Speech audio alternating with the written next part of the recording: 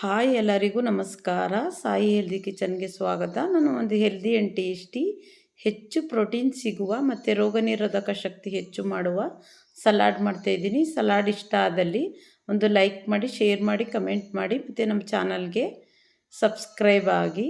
ತುಂಬ healthy recipe ನೋಡಿ. ಜೋಳನ ಕುಕ್ಕರ್ಗೆ ಆ್ಯಡ್ ಮಾಡ್ಕೊಳ್ತಾ ಇದ್ದೀನಿ ಬಿಡಿಸ್ಬಿಟ್ಟು.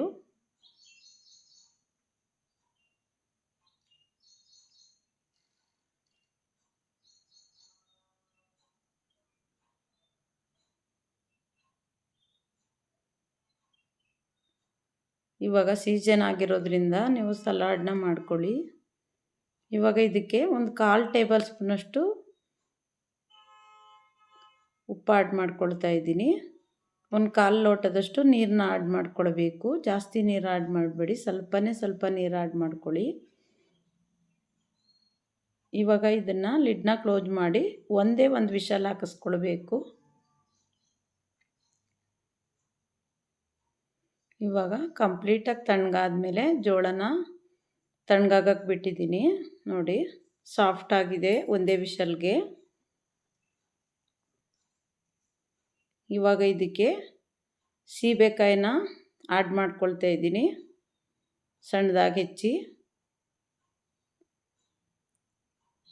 ಸೀಬೆಕಾಯಿ ಬಳಸೋದ್ರಿಂದ ನಮಗೆ ರೋಗ ನಿರೋಧಕ ಶಕ್ತಿ ಹೆಚ್ಚಾಗುತ್ತೆ. ಮತ್ತು ಒಂದು ಆಪಲ್ನ ಕಟ್ ಮಾಡಿ ಸಣ್ಣದಾಗಿ ಆ್ಯಡ್ ಮಾಡ್ಕೊಳ್ತಾ ಇದ್ದೀನಿ. ಮತ್ತು ದಾಳಿಂಬೆನ ಸೇರಿಸ್ಕೊಳ್ತಾ ಇದ್ದೀನಿ. ಫ್ರೆಶ್ ಆಗಿರೋದು ಕಾಯಿ ತುರಿ ಒಂದು ಅರ್ಧ ಹುಳಷ್ಟು ಆ್ಯಡ್ ಮಾಡ್ಕೊಳ್ತಾ ಇದ್ದೀನಿ.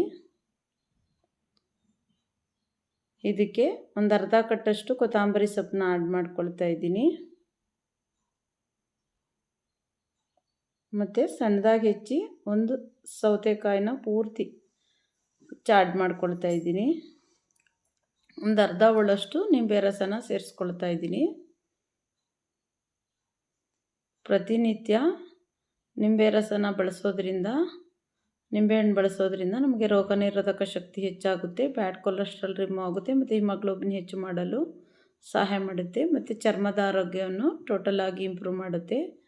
ತುಂಬ ಹೆಲ್ದಿ ರೆಸಿಪಿ. ನೀವು ಒಂದು ಸರಿ ಸಲಾಡ್ನ ಟ್ರೈ ಮಾಡಿ ಮತ್ತೆ ಮಾಡ್ಕೊಳ್ತೀರಾ. ಮಕ್ಳಿಗಂತೂ ತುಂಬ ಇಷ್ಟಪಟ್ಟು ತಿಂತಾರೆ ಮಕ್ಕಳು. ಮತ್ತೊಂದು ಹೆಲ್ದಿಯಾದ ರೆಸಿಪಿಯೊಂದಿಗೆ ಬರ್ತೀನಿ. ಎಲ್ಲರಿಗೂ ಧನ್ಯವಾದಗಳು.